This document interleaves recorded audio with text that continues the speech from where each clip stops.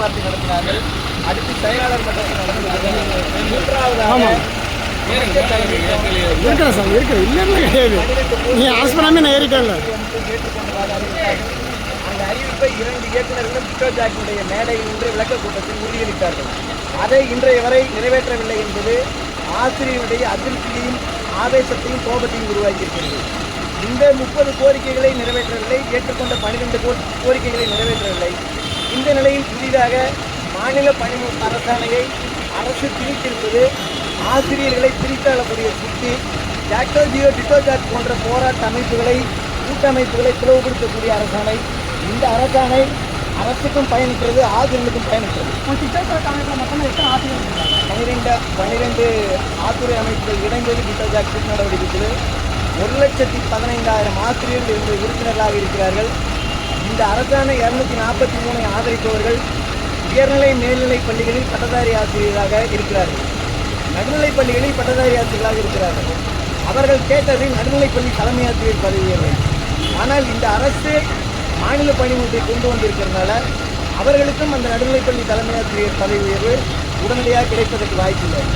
அரசு தெரிந்தோ தெரியாமலோ அவசர கதியில் அள்ளி தெளித்த கோலமாக கருத்தொற்றுமையை உருவாக்காமல் ஒரு கலந்தாய்வை நடத்தாமல் அதற்கிற்கு அதிகாரத்தில் இந்த அரசாணை பிறப்பித்திருக்கிறார். எண்ணும்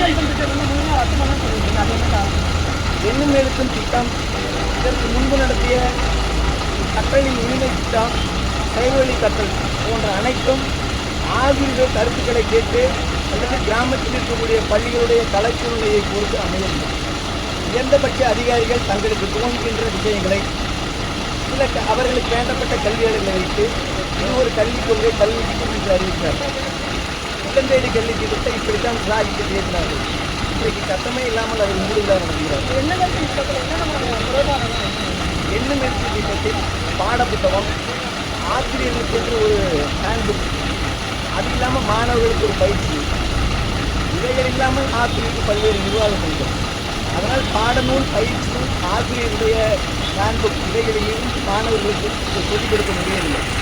பயிற்சி நூலில் மாணவர்கள் செய்கின்ற ஆக்டிவிட்டிஸ், செயல்பாடுகள் இவைகளை மதிப்பிடுவதற்கு கூட ஆசிரியர்களுக்கு நேரமின்மை என்பது இருக்கிறது. ஆசிரியர் பணி பாதுகாப்பு சட்டம் வேணும் சொல்லியிருக்காங்க. இப்போ கூட நேற்று ஒரு ஆசிரியர் தாக்கப்பட்டிருக்காங்க. நீ அந்த சட்டம் அதில் என்னென்ன மாதிரியான இந்தியாவில் தமிழ்நாட்டில் இருக்கக்கூடிய ஒவ்வொரு மனித உயிர் மாண்போடு பாதுகாக்கப்பட வேண்டும்.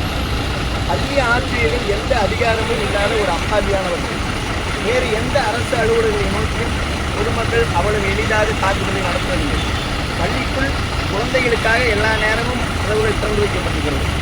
அதை சில தீய சக்திகள், சமூக விரோத சக்திகள் பயன்படுத்தி பள்ளிக்கு நுழைந்து அத்துமீறி தாக்குதலிலிருந்து ஆசிரியர்களை காப்பாற்றும் பள்ளியினுடைய தளவாட பொருட்களை காப்பாற்றும். அதனால்தான் நாங்கள் பள்ளி பாதுகாப்பு சட்டம், பள்ளி பாதுகாப்பு ஆசிரியர்கள் தாக்குதல் கொடுக்கிறது சமூகத்தினுடைய அவலங்களில்